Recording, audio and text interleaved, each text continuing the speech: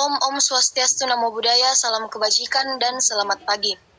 Terima kasih atas waktu dan kesempatan yang diberikan kepada kami. Pada kesempatan kali ini, kami akan mempresentasikan hasil diskusi kami dengan materi bahan magnetik. Sebelum itu, saya akan memperkenalkan nama dari anggota kelompok saya. Yang pertama ada Yosua Nolijatmiko Merta, yang kedua ada Yemima Andi Rongre, saya sendiri, yang ketiga ada Ardiansyah, yang keempat ada Muhammad Iqbal, dan yang kelima ada Waode Nurkenia. Untuk mengefisienkan waktu, langsung saja saya serahkan kepada pemateri pertama untuk memaparkan materi kita pada pagi hari ini. Silahkan. Ya, terima kasih atas kesempatannya. Ada beberapa pokok pembahasan yang akan kita bahas. Yang pertama, pengertian bahan magnetik, bahan-bahan magnetik, komposisi bahan magnetik, parameter-parameter magnetik.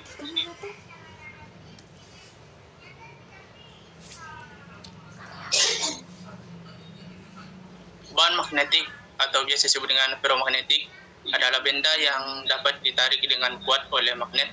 Jika benda jenis ferromagnetik berada dekat dengan magnet, magnet akan menarik benda tersebut. Selain itu, benda yang termasuk bahan ferromagnetik dapat dijadikan suatu magnet.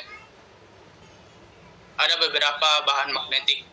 Yang pertama, diamagnetik. Diamagnetik adalah bahan magnetik yang apabila didekatkan dengan magnet tidak akan tertarik oleh magnet karena permeabilitasnya kurang dari 1 sehingga sulit menyalurkan garis gaya magnet. Contohnya bismut, tembaga, emas, aluminium oksida, nikel, sulfat. Yang kedua, paramagnetik. Paramagnetik adalah bahan magnetik yang sedikit menarik garis gaya magnetik. Permeabilitasnya sedikit lebih besar dari 1 dan susunan dwi kutubnya tidak beraturan. Yang ketiga, ferromagnetik. Bahan ferromagnetik sangat mudah dipengaruhi medan magnetik karena mempunyai resultan medan magnet atomis yang besar, sehingga apabila bahan ini diberi medan magnet dari luar, maka elektron-elektronnya akan mengusahakan dirinya untuk menimbulkan medan magnet atomis tiap-tiap atom atau meliput searah dengan medan magnet luar. Yang keempat, antiferromagnetik. Bahan antiferromagnetik mempunyai suskeptibilitas magnetik positif kecil. Sifat antiferromagnetik terjadi untuk temperatur di bawah temperatur kritis yang disebut dengan temperatur nil. Pada temperatur di atas, material antiferromagnetik akan berubah menjadi paramagnetik. Yang kelima, ferrimagnetik. Material ferrimagnetik seperti ferrit menunjukkan sifat serupa dengan material ferromagnetik untuk temperatur di bawah harga kritis yang disebut dengan temperatur Fourier. Contohnya ferrit dan seng. Untuk materi selanjutnya saya berikan kepada teman kelompok saya. Silakan. Selanjutnya, komposisi bahan magnetik.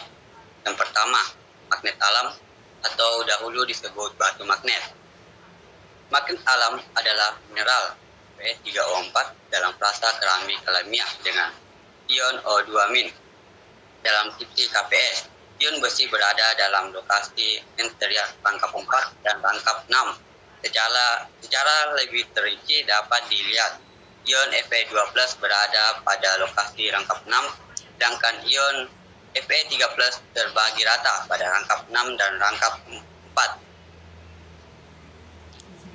Yang kedua, magnet logam. Kapel merupakan bahan magnet logam yang sering dijumpai. Bahan logam ini yang memiliki permeabilitas maksimum yang sangat tinggi adalah permalut dan medan kohesif yang tinggi alnico. Dan terakhir, magnet keramik.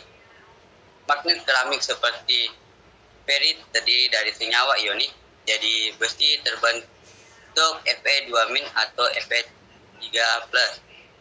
Ion ferros kehilangan 2 elektron, yaitu 2 elektron 4s dan 1 elektron 3d, jadi tersisa 5 elektron yang tidak berpasangan. Contoh BeFe12 plus O19.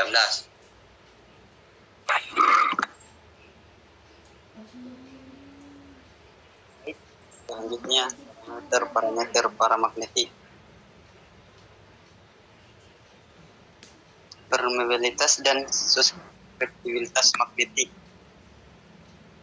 Pada perhitungan tentang magnet terdapat hubungan antara fluksi atau H dengan satuan Wb per m kuadrat atau Tesla dengan kuat medan antara H atau H dengan satuan A lilit per m sebagai berikut. B sama dengan mu H, mu kurang mu R, mu sama dengan mu R kurang mu omikron A, sehingga B sama dengan mu R kali mu omikron kali H. Mu sama dengan permeabilitas bahan yang merupakan hasil perkalian permeabilitas absolut atau mu omikron dengan permeabilitas relatif atau mu R. Maka itu mu omikron sama dengan 4 kali pi kali 10 pangkat min 7 H per M. Momen magnetik. Jika sebuah kumparan dilewati arus atau I diletakkan pada rapat fluksi yang merata akan menghasilkan torsi. Besar torsi akan tergantung pada luas kumparan, arus, dan rapat fluksi yang terpotong pada bidang kumparan. Momen dui kutub magnetik hubungannya dengan torsi adalah Pm sama dengan I kali A kumparan. Pm dengan satuan A per M kuadrat merupakan vektor yang arahnya tegak lurus terhadap kumparan. Selanjutnya, magnetisasi. Volume disebut magnetisasi dari medium atau M dengan satuan C per M kali dt atau A per M kali induksi magnetik atau rapat fluksi adalah penjumlahan dari efek pada keadaan vakum suatu bahan.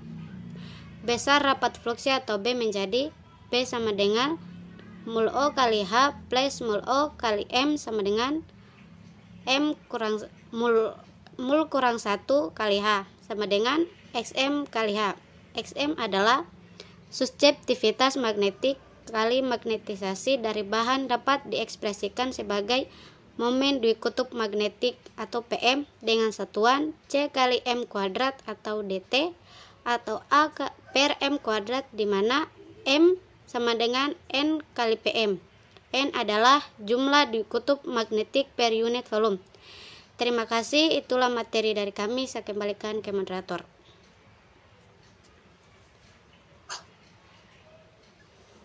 Baik, terima kasih kepada para rekan pemateri sekalian dan terima kasih kepada audiens yang sudah menyimak materi yang kami paparkan hari ini. Sekarang kita masuk ke sesi tanya jawab. Diberikan waktu kepada para audiens untuk bertanya jika ada materi yang kurang dimengerti. Dipersilahkan.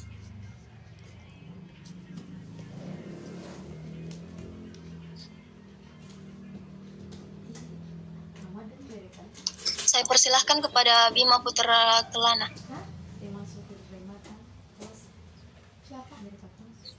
Baik, bismillahirrahmanirrahim. Assalamualaikum warahmatullahi wabarakatuh. Terima kasih kepada moderator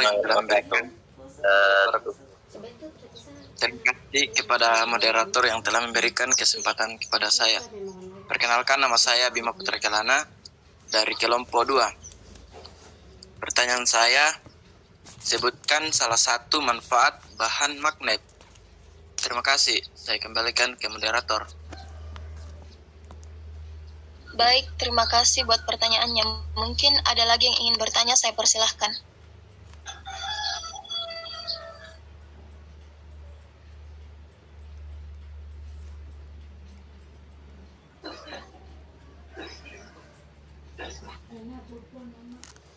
Saya persilahkan kepada Muhammad Iqbal.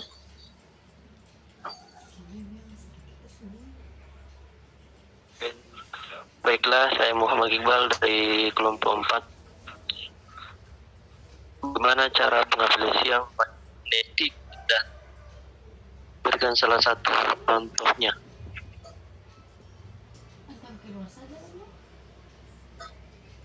Mungkin pertanyaannya bisa ditulis di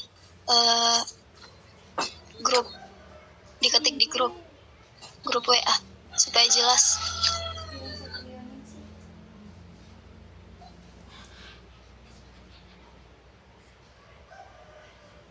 Mungkin masih ada lagi yang ingin bertanya?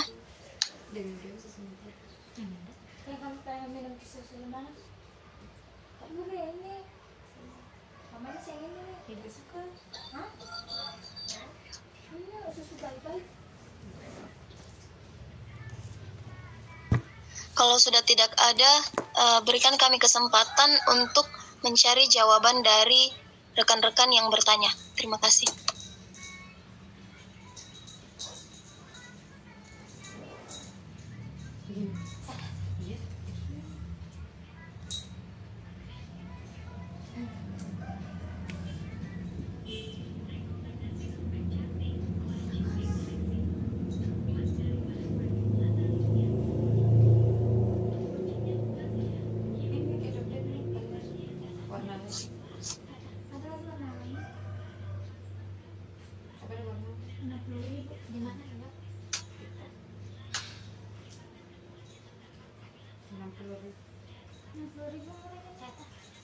Atau kamu beli dompet jenis sana?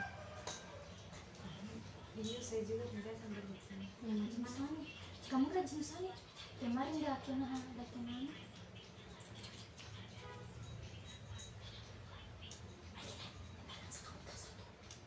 Sejak ada bayi kucing ini.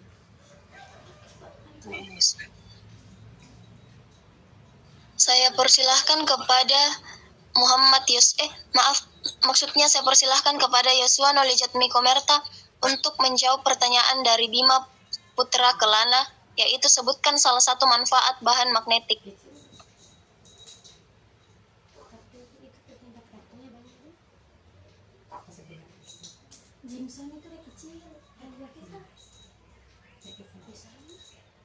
Tes.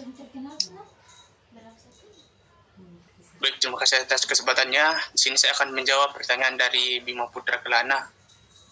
Sebutkan salah satu manfaat bahan magnetik. Ada beberapa manfaat gaya magnetik dalam kehidupan sehari-hari. Contohnya, magnet digunakan pada pengunci kotak, pensi atau tas.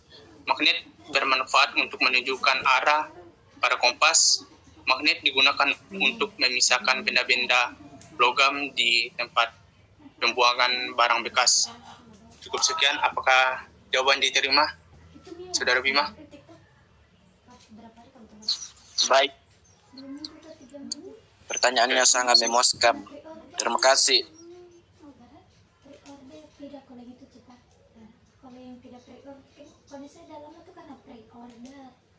Harus dia sediakan di tempatnya dulu, dikirim dia karena nggak ada produknya di tempat. Banyak warnanya, warna lila, hitam, coklat, peach. Apa dong dari dompetnya saya? Tidak. Atau simpan? Saya jangan dulu masih layak dompet. Masih layak. Ada juga.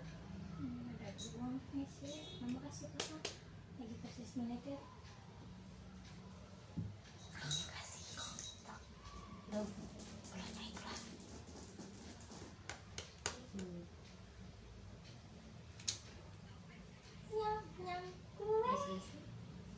Cari jawaban.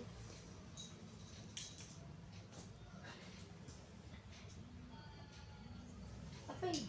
Ini mana ada? Semua.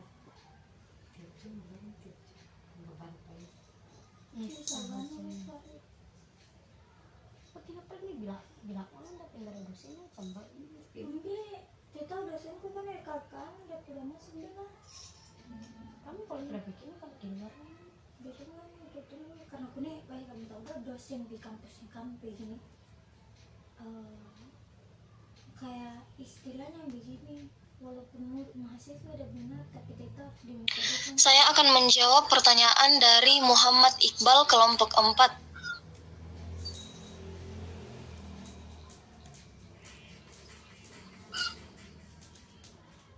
Mohon maaf, jawaban dari Muhammad Iqbal akan dijawab oleh rekan kelompok saya, Iqbal.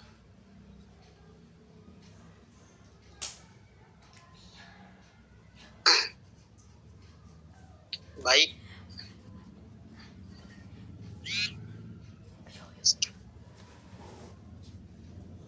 Pertanyaan dari saudara Muhammad Iqbal dari kelompok 4 yaitu bagaimana cara mengaplikasikan bahan magnetik dan berikan contohnya. Contoh salah satunya.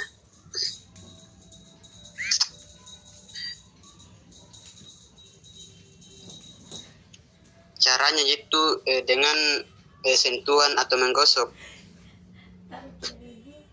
Magnet dapat dibuat dengan cara menggosokkan sebuah kutub magnet pada sepotong besi atau baja secara berulang dan searah. Besi dan baja akan menjadi magnet, tetapi magnet aslinya akan kehilangan sifat magnetnya.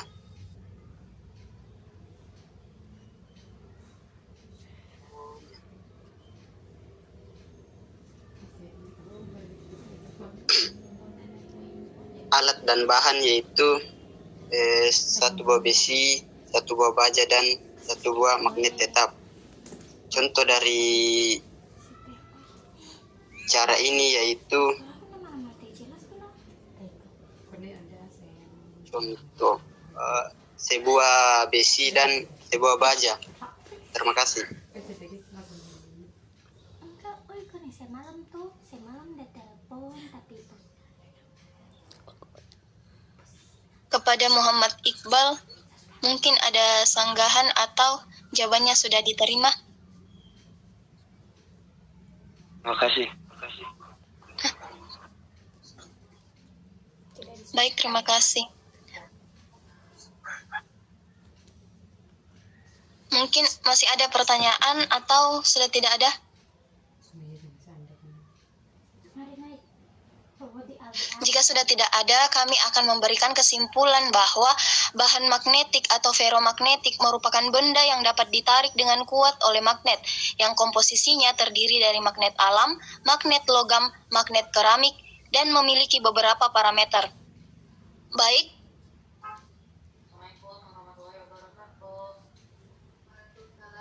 Iya, Idam Wahyudi.